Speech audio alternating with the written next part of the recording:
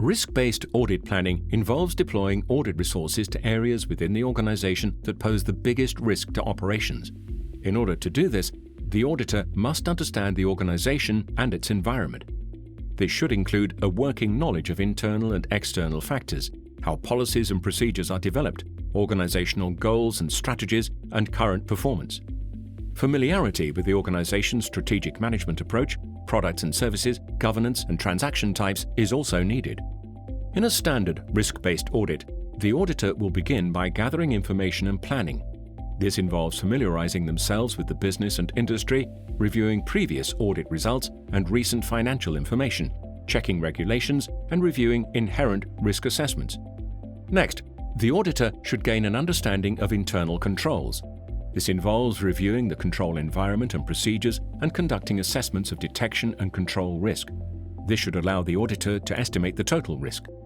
Once the control environment is understood, compliance tests can be performed. This involves identifying key controls and performing reliability and risk prevention tests, as well as checking if organizational policies and procedures are adhered to.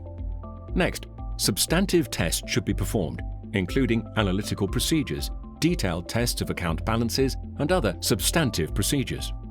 Once these have been carried out, the audit can be concluded by creating recommendations and writing the audit report.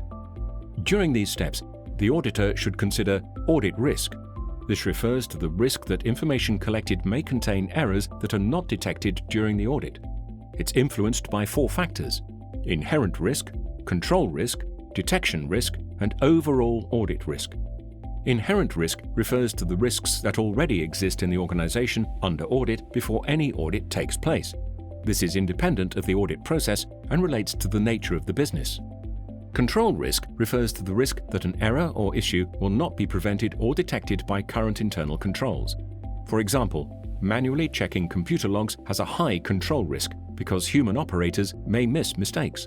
Conversely, a consistently applied, automated process has a low control risk. Detection risk refers to the risk that errors or misstatements that have already occurred will not be detected by an IS auditor. The overall audit risk refers to the probability that information or financial reports may contain errors or that some errors are not detected during the audit. The audit approach should be designed so that the overall audit risk is as low as possible. Any of these risks may affect the outcome of the audit and should be considered in planning in order to keep risk within acceptable limits.